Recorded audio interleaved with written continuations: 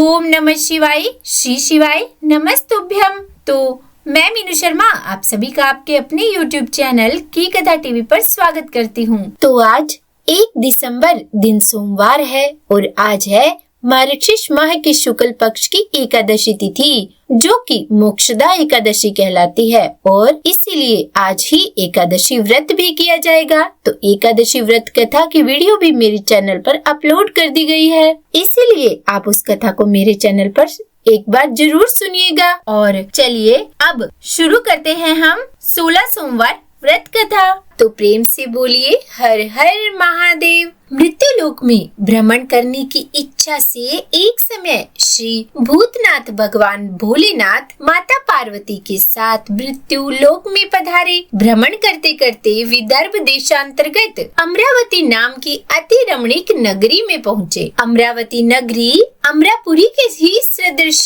सब प्रकार के सुखों से परिपूर्ण थी। उसमें वहाँ के महाराज का बनाया हुआ अति रमणीक भगवान शिव का मंदिर भी था। भगवान शंकर भगवती पार्वती के साथ उस मंदिर में निवास करने लगे। तो भक्तों, कुछ समय पश्चात एक बार माता पार्वती ने भगवान भोलेनाथ को प्रसन्न देखकर मनोविनोद करने की इच्छा से कहा कि हे महाराज, आज तो हम दोनों चौसर खेलेंगे। तब भगवान शिव ने प्राण प्रिया की बातों को मान लिया और दोनों चौसर खेलने लगे। उसी समय मंदिर का पुजारी ब्राह्मण मंदिर में पूजा करने आया था। तब माता पार्वती ने पुजारी जी से प्रश्न किया कि पुजारी जी बताओ, इस बाजी में हम दोनों में से किसकी जीत होगी। तब ब्राह्मण बिना विचारे शीघ्रता से बोला कि महादेव जी की जीत होगी। और थोड़ी देर में बाजी समाप्त हुई। माँ पार्वती की विजय हुई और भगवान भोलेनाथ हार गए। तब माँ पार्वती बहुत ही क्रोधित हुई और ब्राह्मण को झूठ बोलने के अपराध के कारण श्राप देने को उद्यत हुई। भोलेनाथ ने माता पार्वती को बहुत समझाया, परंतु उन्होंने ब्राह्मण को कोढ़ी होने का श्राप दे ही दिया।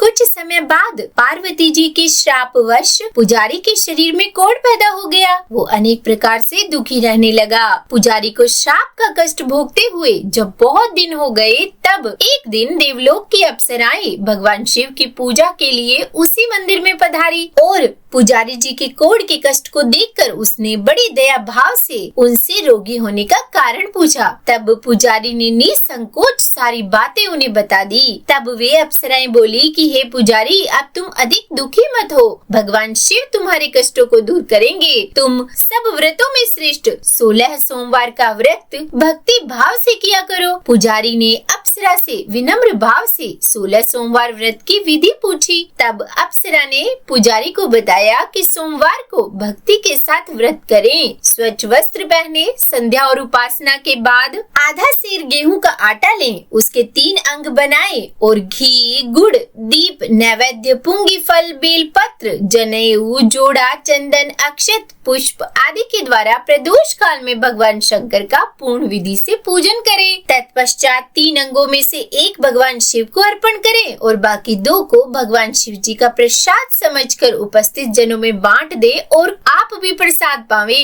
इस विधि से 16 सोमवार व्रत करें और फिर 17वें सोमवार को पाव सेर पवित्र गेहूं के आटे की बाटी बनाए, उसमें घी और गुड़ मिलाकर चूरमा बनावे, भगवान भोलेनाथ को भोग लगाकर उपस्थित भक्तों में बांटे और उसके बाद कुटुंब सहित प्रसाद लें। तो भगवान शिव जी की कृपा से उसकी सभी मनोरथ पूर्ण हो जाते हैं। भक्तों, ऐसा कहकर अप्सराएं तो स्वर्ग लोक को चली गई और ब्राह्मण ने यथा विधि 16 सोमवार व्रत किया तथा भगवान शिव की कृपा से रोग मुक्त होकर आनंद से रहने लगा। अब कुछ दिनों बाद भगवान शिव और माता पार्वती फिर से उसी मंदिर में पधारे। ब्राह्मण को निरोग देखकर पार्वती जी ने ब्राह्मण से रोग मुक्ति होने का कारण पूछा। तो ब्राह्मण ने 16 सोमवार व्रत की कथा सुनाई। तब यह सुनकर पार्वती जी अति प्रसन्न होकर ब्राह्मण से व्रत की विधि पूछकर स्वयं व्रत करने को तैयार हो गई। व्रत करने के बाद उनकी मनोकामना पूर्ण हुई और उनके रूठे पुत्र स्वामी कार्तिकेय स्वयं माता के आज्ञाकारी हुए। तब कार्तिकेय कार्तिकेय जी को भी अपना यह विचार परिवर्तन का रहस्य जानने की इच्छा हुई और वे अपनी माता से बोले कि हे माता, आपने ऐसा कौन सा उपाय किया जिससे मेरा मन आपकी ओर आकर्षित हुआ। तब पार्वती जी ने वही 16 सोमवार व्रत की कथा उनको भी सुनाई और तब कार्तिकेय जी ने कहा कि इस व्रत को मैं भी करूँगा, क्योंकि मेरा प्रिय मित्र ब्राह्मण बहुत दुखी दिल से प्रदेश गया है, मेरी उससे मिलने की बहुत इच्छा है। और फिर कार्तिकेय जी ने भी इस व्रत को किया और उनका प्रिय मित्र उन्हें मिल गया। मित्र ने इस आकस्मिक मिलन का भेद कार्तिकेय जी से पूछा। तब वह बोले कि हे मित्र, हमने तुम्हारे मिलने की इच्छा करके 16 सोमवार का व्रत किया था। अब तो ब्राह्मण मित्र को अपने विवाह की बड़ी इच्छा हुई और उसने कार्तिकेय जी से व्रत की विधि पूछी और यथाविधि व्रत किया। व्रत के प्रभाव से जब वह किसी कार्यवश विदेश गया तो वहाँ के राजा की लड़की का स्वयंवर था और राजा ने प्रण किया था कि जिस राजकुमार के गले में सब प्रकार से श्रृंगारित हथिनी माला डालेगी, मैं उसी के साथ अपनी प्यारी पुत्री का विवाह कर दूंगा। भगवान शिव जी की कृपा से वह ब्राह्मण भी स्वयंवर देखने की इच्छा से राज्यसभा में एक ओर बैठ गया। नियमित समय पर हथिनी वहाँ आई और उसने जयमाला उस ब्राह्मण के गले में डाल दी। राजा ने अपनी प्रतिज्ञा के अनुसार बड़ी धूमधाम से अपनी कन्या का विवाह उस ब्राह्मण के साथ कर दिया और ब्राह्मण को बहुत सारा धन देकर और सम्मान देकर संतुष्ट किया। ब्राह्मण सुंदर राजकन्या पाकर सुख से जीवन व्यतीत करने लगा। एक दिन राजकन्या ने अपने पति से प्रश्न किया कि हे प्राणनाथ, आपने ऐसा कौन सा भारी पुण्य किया था जिसके प्रभाव से हथिनी ने सब राजकुमारों को छोड़कर आपको वरण किया। तब ब्राह्मण बोला कि हे प्राण प्रिय, मैंने अपने मित्र कार्तिकेय जी के कथना अनुसार 16 सोमवार का व्रत किया था और उसी के प्रभाव से मुझे तुम जैसी स्वरूपवान पत्नी की प्राप्ति हुई। तब व्रत की महिमा को सुनकर राजकन्या को बड़ा आश्चर्य हुआ। वह भी पुत्र की कामना करके व्रत करने लगी। भगवान शिव जी की दया से उसके गर्भ से एक सुंदर, सुशील, धर्मात्मा और विद्वान पुत्र उत्पन्न हुआ।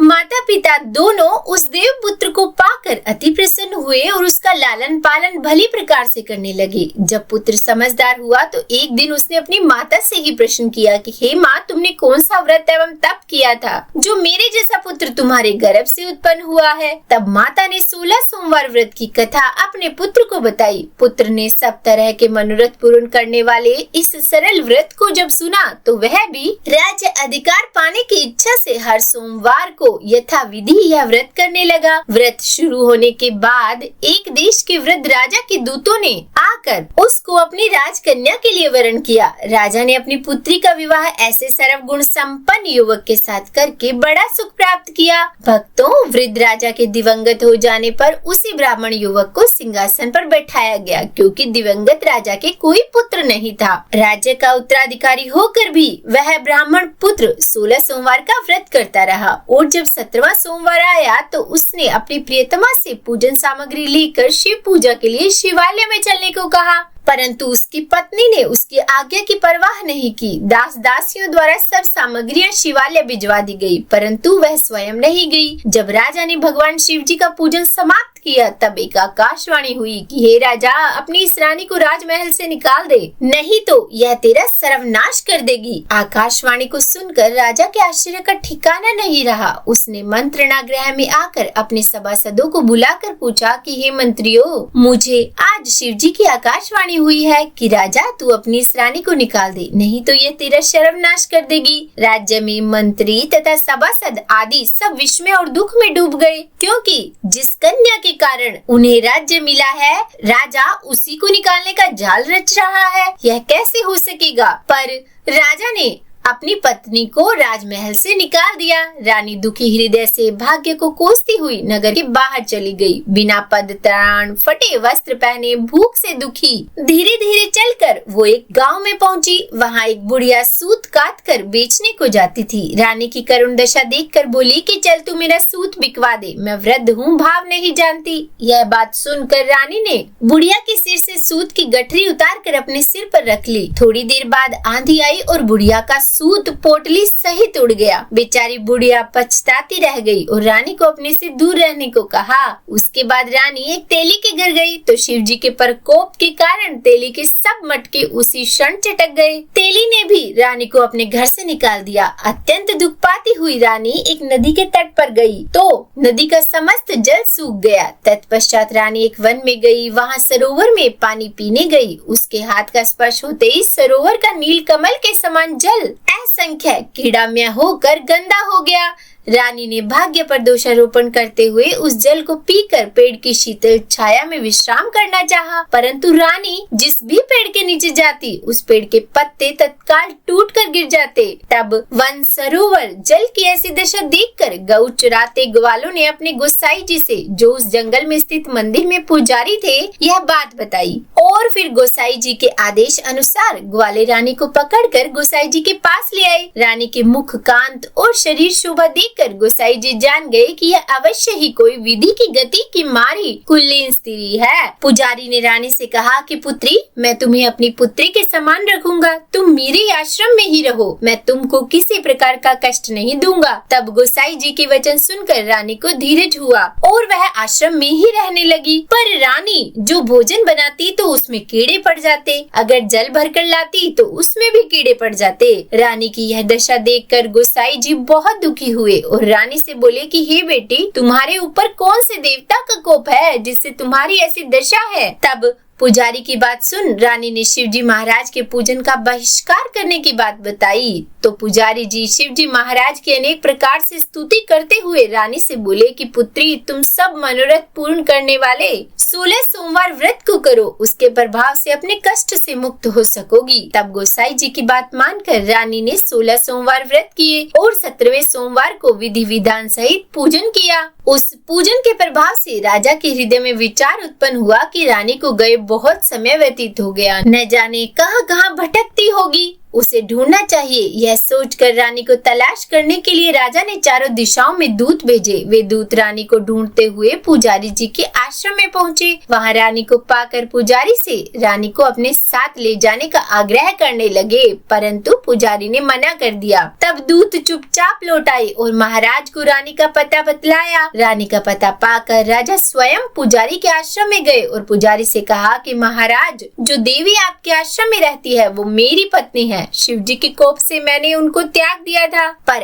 अब इन पर से भगवान शिव का प्रकोप शांत हो गया है, इसीलिए मैं इसे ले आया हूँ। आप इसको मेरे साथ जाने की आज्ञा दीजिए। गोसाई जी ने राजा के वचन को सत्य समझकर रानी को राजा के साथ जाने की अनुमति दे दी और गोसाई जी की आज्ञा पाकर रानी प्रसन्न होकर राजा के साथ महल में आई। नगर वासियों ने नगर द्वार तथा नगर को तोरण और बंधन वारों से विविध विधि से सजाया। घर घर में मंगल गान होने लगे। महल में बहुत खुशियाँ मनाई गई।